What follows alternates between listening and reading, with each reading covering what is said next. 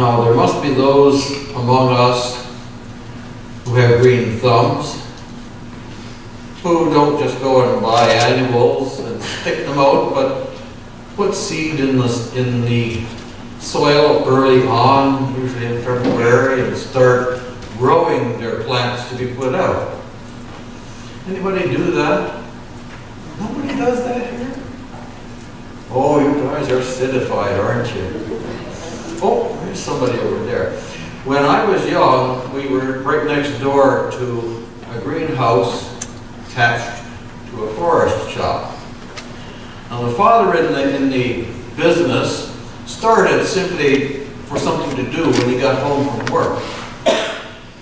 And it grew into a thriving business. But in February, they would take flats. They're boxes about that thick, high, and about this long and about that wide. They were filled level with almost sand. And into that, he would sow seeds, petunias, other things, marigolds, and so on.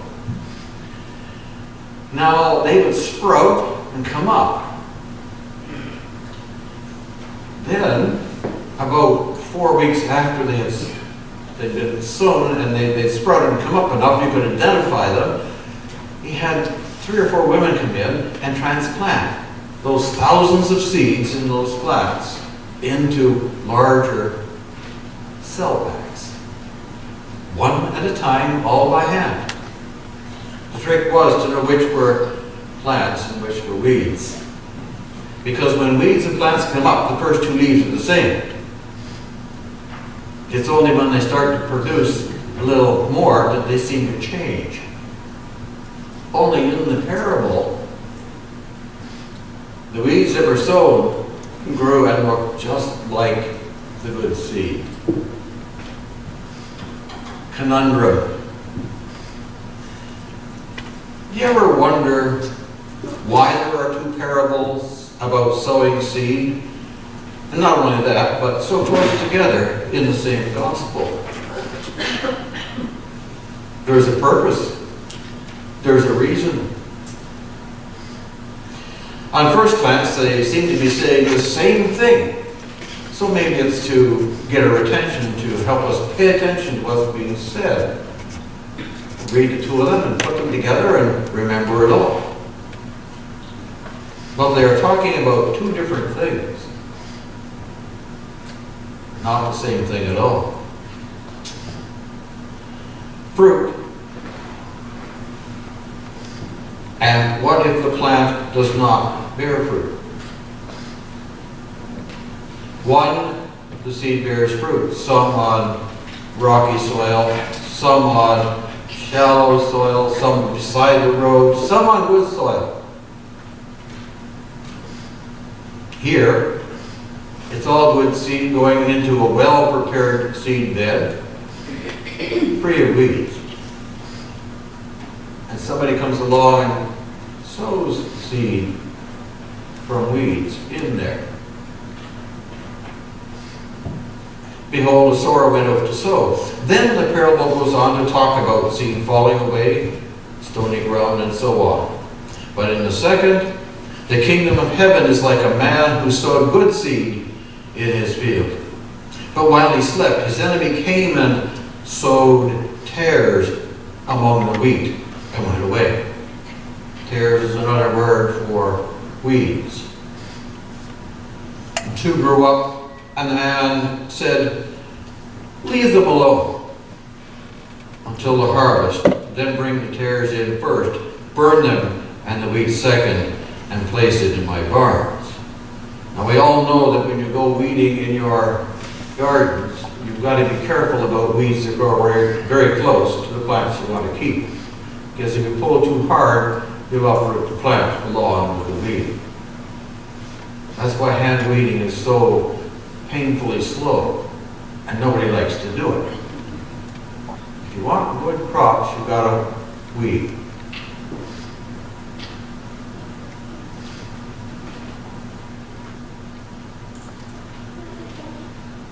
The first illustration that Jesus uses in today's lesson is not an unheard of illustration.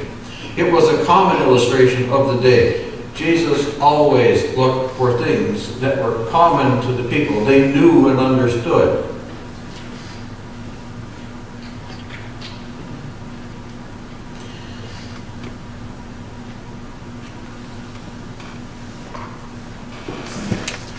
The illustration is one of acts of vengeance and tensions between farmers, and was to be taken as a threat. I'll sow weeds in your field. In fact, there were laws drawn up to prohibit this act. And secondly, Jesus rejected the idea of pulling up the tares, or darnel, another word more closely describing the kind of weed, saying that they were to be left alone until the harvest, or the judgment. The wheat represents the disciples of Christ. The darnel, or tares, or weeds, represents the enemies of Christ in the world.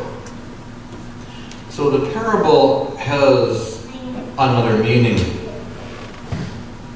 It's not just about weeds in a field of wheat.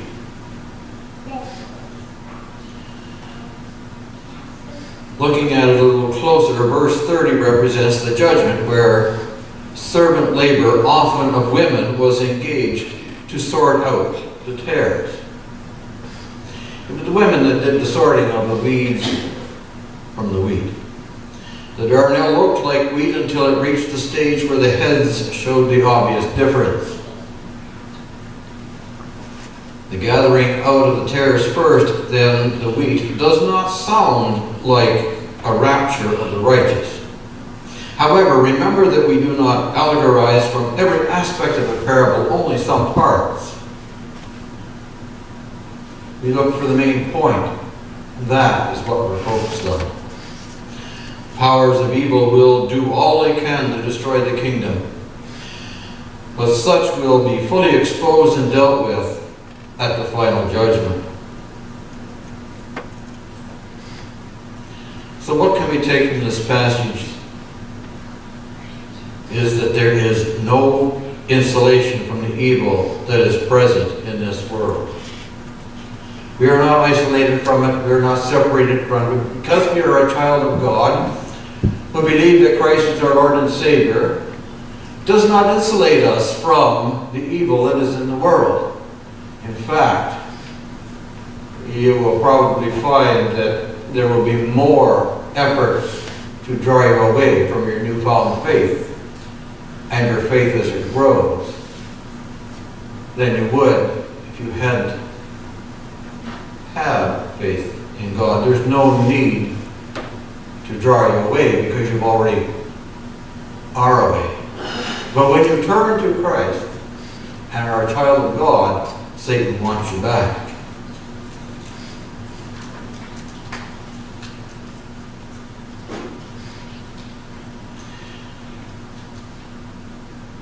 We can also take from this parable that there is, no isolation. Verse 27 to 29 indicates that both are left to grow together, lest the activity of pulling the tares uproot the wheat. Activity of taking the sin can also, or that which causes the sin, can also uproot those who have no sin. And verse 30 suggests that there is no indefinite. I have trouble with this word, always do when I see it. Indefiniteness. It's indefinite. There's nothing there that's indefinite. It's always the same way.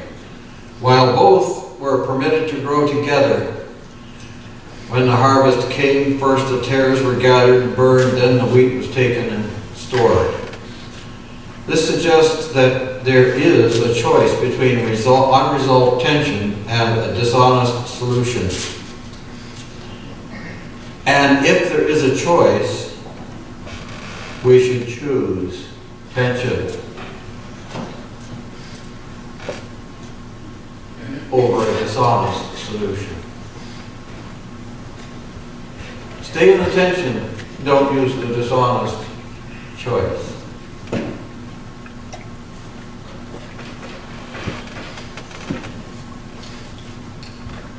Faith, though it may be small, can grow into a strong, solid fruit, able to withstand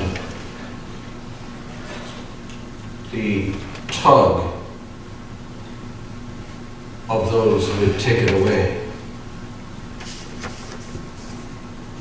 The attacks that would cut it apart and take it away cannot gain. A mustard seed, the smallest seed you can find, can grow into a large tree. A seed can be easily taken care of. A mustard tree takes a lot of work. It's almost impossible. So the meaning of the parable is that the Son of Man introduces the kingdom of heaven into the world. The powers of evil will do everything possible to resist the kingdom. Ultimately, the kingdom will succeed over evil. In his commentary on Matthew, Myron S. Augsburger has this to say, and I quote, "Special attention should be called to Jesus' statement that the field is the world, not the church." He then goes on to suggest that the parable has often been used to speak against a disciplined church, affirming that Jesus lets the tares remain in the church until the final judgment. It was a great thing of debate, and in some areas still is. Augustine, Luther, Calvin, and others who were defending church-state, not a believer's church as a separate society, were on one side. The radical Reformation of the 16th century called for an authentic church of believers answering to the mandate of Christ alone. The Reformers used this parable against the Anabaptists to justify a people's church where believers and unbelievers or unconverted shared together as wheat and tares. But Jesus said, the field is the world, not the church.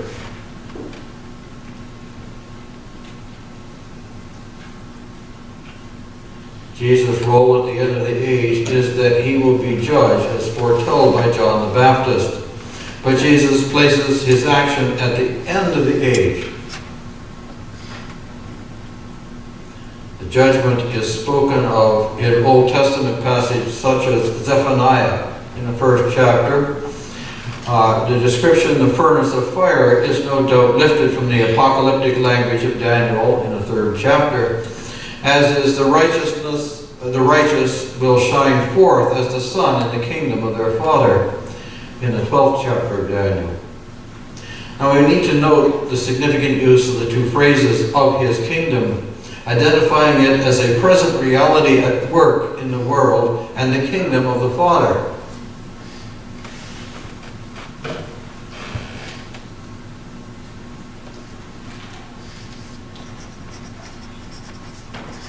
The kingdom of the Father is the eternal kingdom. Of his kingdom is a present reality now.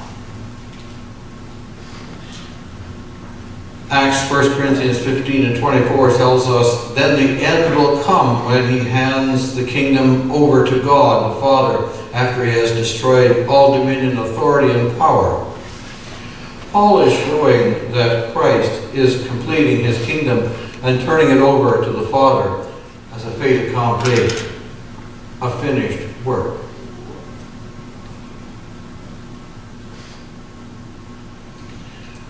We, as believers, are seed that is sown in the fields, and as we spring up and grow, we will face opposition from the tares or evil.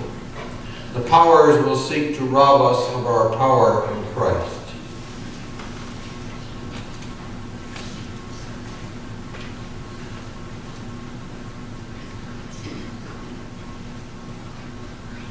There are those who believe that once they have accepted Christ as Lord and Savior and know that they are saved, will have no more difficulties with evil. And that's not so.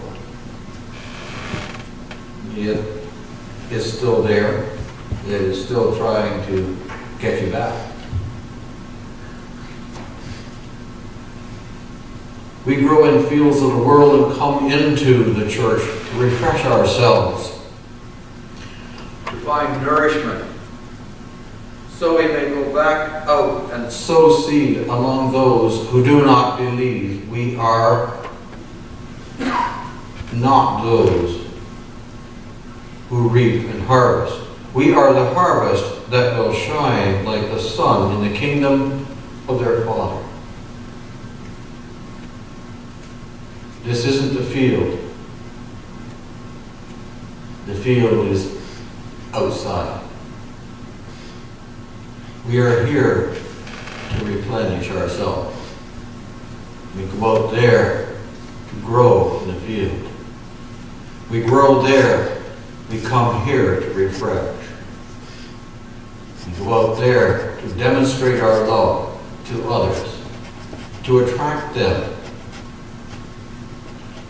The best way to gain someone for Christ is not to browbeat them with Scripture, but to be a Christian. Love them when they don't like you. Shower them with love. Do good for them. It confounds them, and eventually they're going to ask you, why are you doing that when I hate you so much? And your answer is, because I love you so much. I love you, and I want you to know the God I love so that you will love like I love. They can't stand against that kind of an argument. And this will go on yet for a time. Now, I don't have the power of seeing the future, so I can't tell you how long, because I don't know. Jesus doesn't know, and I can't ask him, because he's going to tell me only the Father knows, and the Father is not saved. All he wants of us is to love him as he loves us, and to show that love to others. If we can do that, we've done what he's asked us to do.